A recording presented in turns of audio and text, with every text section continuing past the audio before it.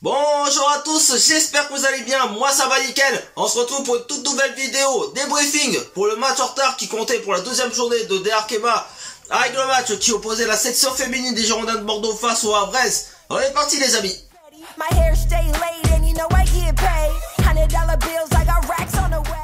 Bon, certains diront peut-être que ce match nul finalement est positif. Après, moi je dis pas que... En soi, je dis pas que ce match nul, il est pas bien pour cette course au maintien en bas du tableau. Et en plus, étant donné que les Bretonnes, qui sont des concurrents directs pour sortir de cette zone de relégation, ont perdu contre les Paris Saint-Germain sur le score de 5-0. Donc ce qui donne encore un peu d'espoir. Moi, le truc qui me gêne un peu, c'est vraiment ce qui a été proposé dans le match. Parce que faut quand même en parler de cette première période qui a été vraiment brouillon. Alors oui, je sais que vous allez dire que c'est le fait qu'il y ait des joueuses absentes. Donc on peut parler de Nesrine Balouli, donc qui est out pendant un mois suite à sa sortie sur blessure contre le Paris FC lors de la journée précédente. Il y a Mylène Tarieux, ben voilà, on imagine qu'elle va être out jusqu'à la fin de la saison, au même titre que Océane Urtré, voilà, qui est blessé depuis le match contre le Havre en plus, je crois, ou contre le Stade de Reims lors des phases allées.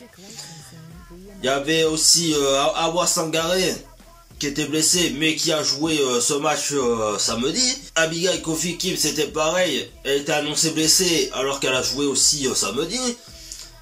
Il y a Maria Tellus qui était sur la feuille de match, mais on s'est demandé si elle était apte à jouer parce qu'elle se sentait pas bien ou je sais plus trop quoi.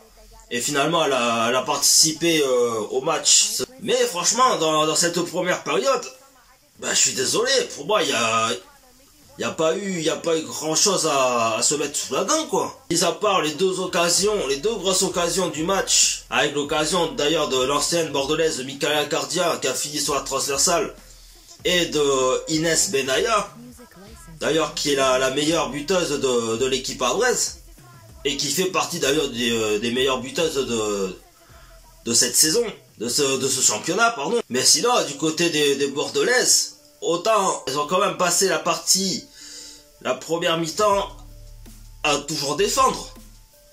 Bon, un peu dans la difficulté, faut reconnaître les choses, mais voilà quoi. Alors qu'offensivement, ben,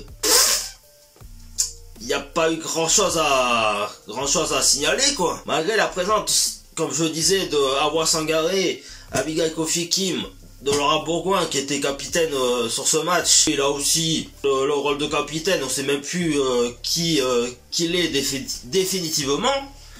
Je suis entre Andrea Lardez qui l'avait en début de saison, qui le passe à Hilary Diaz. Après Hilary Diaz le passe à Fiona Liègre et finalement ça en revient à Laura Bourgoin.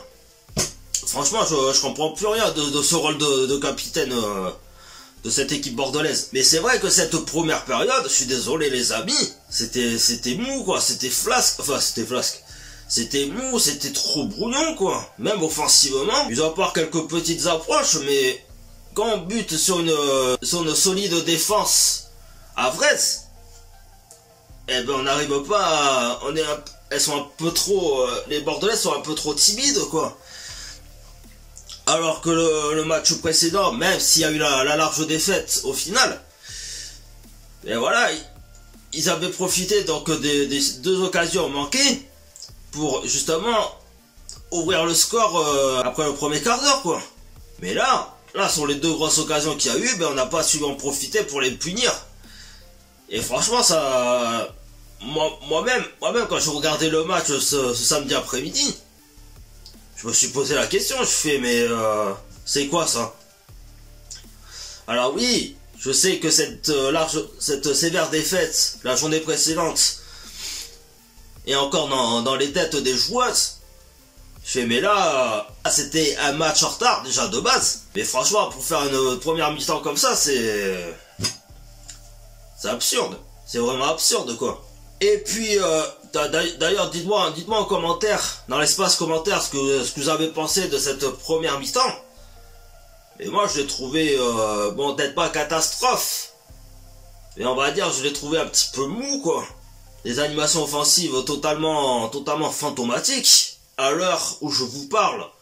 Et sur ces 6 dernières journées de championnat, avant le sprint final, bon, les playoffs, bon, qu'on peut totalement oublier. Je pense que ça suscite vraiment des interrogations, quoi.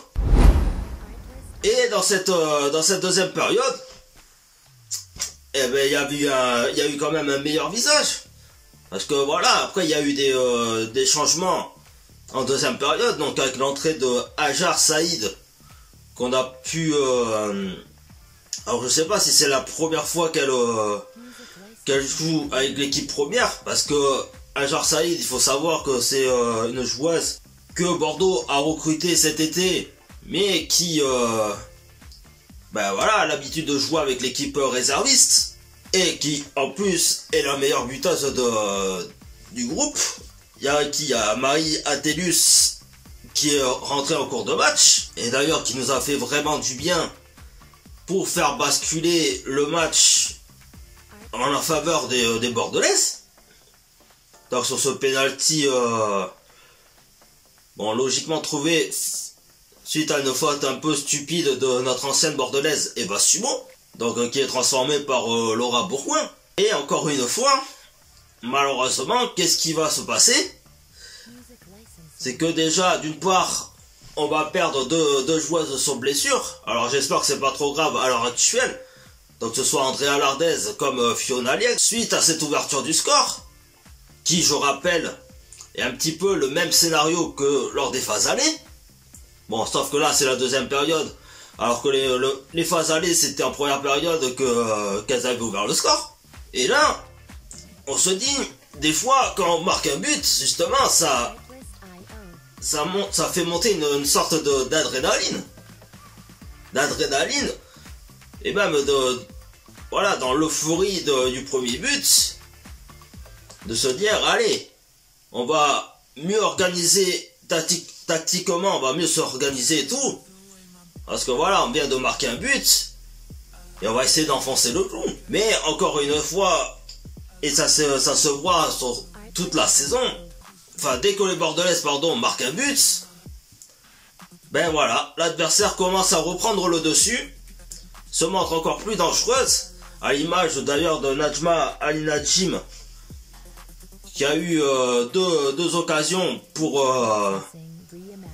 dont la deuxième était payante pour revenir à égalité, à un but partout. Mais la première occasion, et là moi c'est ce qui me fait un peu rire aussi dans ce contexte, parce que faut savoir que chez les mecs en Ligue 2, voilà, il y a eu un sauvetage in extremis de Bioumla, je sais pas comment on prononce son nom de famille. Et ben là, voilà, il y a eu la même situation avec Marion Alewin, qui a sauvé qui a vraiment sauvé les meubles pour éviter l'égalisation stupide, hein. Enfin, sans manquer de respect à Najma Ali Najim, notre ancienne bordelaise. Mais en fait, moi, ce qui me fait grimacer, ce qui me fait un peu grimacer dans cette action, dans cette occasion des Abrès, c'est même pas le sauvetage in extremis de Mario Alewin. C'est surtout l'intervention de Justine Doron. Elle voit que Najma Ali Najim, voilà, fait le bon appel en profondeur sans être en position de hors-jeu. Et Justine Doron, qu'est-ce qu'elle fait à ce moment-là? Qu'est-ce qu'elle va essayer de sortir de ses cages? Et en plus, en dehors de la surface. Parce que là, c'est simple. Là, elle aurait tenté le lob. Et qu'elle aurait eu le réflexe de l'arrêter avec la main. Elle serait sanctionnée d'un carton rouge ou d'un carton jaune, je sais pas. Mais imaginons le truc. Si Marion Alewin était un petit peu en retard pour revenir, pour se replier en défense. Imaginons cette chose-là. Et que Najma Ali Najim, elle fasse le lob au final. Là, tu vas te... Là, c'est simple. Là, c'est simple. Justine Leroy, elle va se retrouver comme une... à être... à vouloir tenter l'intervention hors de sa surface de réparation. Et Najma Al Najim, voilà, elle aurait lobé, tranquille. En plus, en encadrant bien comme il faut. Et voilà, on aurait pris le but bêtement, quoi. Et honnêtement, Justine Leroy, alors...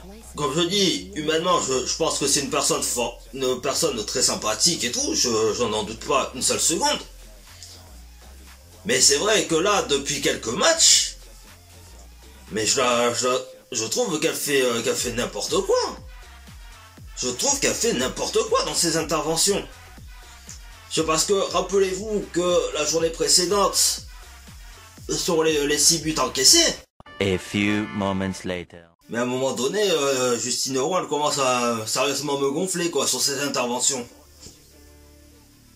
Parce que forcément, quand je revois un petit peu les buts contre le Paris FC, notamment le 3e de Clara Matteo, je me dis, c'est juste pas possible de faire des boulettes comme ça, quoi. Et puis après, ça en est enchaîné, donc, des actions très dangereuses, des Havraises, donc notamment avec un but refusé sur une faute de Justine Leroy, et à 2-3 minutes de la fin du temps réglementaire, donc avec un petit peu de temps additionnel derrière, ben voilà, comme je dis, ben quand ça profite pas aux Bordelaises pour enfoncer le clou dans le match après cette ouverture du score de Laura Bourgoin, et ben elles se prennent le but égalisateur, comme le match aller, quoi, au final. Donc bon, après il y a eu quelques petites occasions sans grand danger forcément pour les Bordelaises. Et puis elle se quitte sur le match nul, quoi, encore une fois. Alors, je sais que derrière votre écran, vous allez vous dire, bon, c'est le point du match nul, c'est déjà ça. Contrairement à ce qu'ont fait les Bretonnes contre le Paris Saint-Germain, qui était aussi un match en retard, donc sur le score de 5-0. Mais franchement, là, au vu des prochains adversaires qui vont arriver, donc notamment Montpellier, à l'extérieur, quand on voit cette équipe montpelliéraine dans cette deuxième partie de saison qui a l'air de donner un meilleur visage que la première partie, parce qu'il faut quand même rappeler que la première partie de saison, après ce match nul justement contre nos Bordelaises, c'est là où elles sont entrées dans une période de doute, vu que notamment donc c'est les 4 premières équipes qui sont qualifiées en play-off, et vu que cette équipe montpelliéraine de base font partie de ce top 5 des meilleures équipes de D1 Arkema, ben voilà, on les avait mis en plein doute à cette période-là, mais en cette deuxième partie de saison, et notamment leur match contre le Stade de Reims, qu'elles n'ont pas raté, vu que c'était le match à grand enjeu pour la 4e place, donc était occupé par le Stade de Reims depuis pas mal de journées. Mais aujourd'hui, j'ai l'impression que cette équipe montpelliéraine, ben, elle peut de nouveau faire peur, quoi. Mais franchement, quand je vois à l'heure actuelle l'effectif bordelaise, mais ça fait peur. Ça fait vraiment peur pour la suite de la saison. Et surtout avec un contenu pareil, quoi. Parce que là ça va être Montpellier à l'extérieur, donc début mars. Après, ce sera le retour à domicile contre les Dijonnaises, où là, ça laisse quelques regrets par rapport au match aller. Même si elles se sont inclinées sur le plus petit des scores, en étant en infériorité numérique, c'est à l'exclusion de Maël Seguin. Si, à l'heure actuelle, au classement général, elles sont à 5 points de retard des Bretonnes, je pense que tout est encore possible. Bon, après, il faudrait espérer, comme je dis, un faux pas de ces dernières pour espérer reprendre la place de non relégable. Bon, même si les Lilloises n'ont pas encore dit leur dernier mot, hein, bien évidemment. Mais il va falloir réellement réagir sur ces 2 prochains matchs, quoi. C'est parce que là, si les Bordelaises ne le font pas, et que les Bretonnes se recréer une dynamique de 2 matchs sans défaite, et ben là, je pense que la D2 féminine va gentiment se dessiner petit à petit. Ça va mettre un grand coup au moral de l'équipe bordelaise, et du staff aussi, bien évidemment. Donc franchement, ce match contre le Havrez, un match en retard de la 12e journée, bon, est-ce que on peut réellement se satisfaire de ce point de match nul? Pour ma part, c'est quand même 50-50. Parce que oui, d'un côté, ça permet de toujours tenir encore cet écart avec les premiers non relégables, donc à 5 points. Mais d'un autre côté, voilà, le contenu du match n'était pas forcément plaisant à voir, quoi. Et encore, comme je dis, sur l'ouverture du score, ben, il a fallu un petit peu pousser cette équipe bordelaise pour aller chercher le penalty, quoi. Donc voilà, quoi. C'est sans dessus-dessous ce match nul. Donc voilà les amis, la vidéo touche à sa fin, j'espère que ça vous aura plu. Si c'est le cas, n'hésitez pas à me rejoindre sur ma page Facebook et Instagram qui sont dans la description, ainsi qu'activer la petite cloche. Et bien sûr, abonnez-vous à ma chaîne de YouTube et lâchez un gros pouce bleu. Donc là, le prochain match, ce sera contre les Montpelliéraines. Donc je ferai l'avant-match, après le débriefing, hein, forcément. Mais là, vu que cette semaine, c'est la trêve internationale, voilà, j'ai décidé de faire une petite pause. Mais après, la semaine prochaine, je publierai justement ce débriefing. Et je ferai l'avant-match pour vendredi. Donc la veille de cette nouvelle journée de Arkema. Et donc sur ce les amis, bonne semaine à tous. Et on se retrouve pour une prochaine vidéo. Bye bye tout le monde.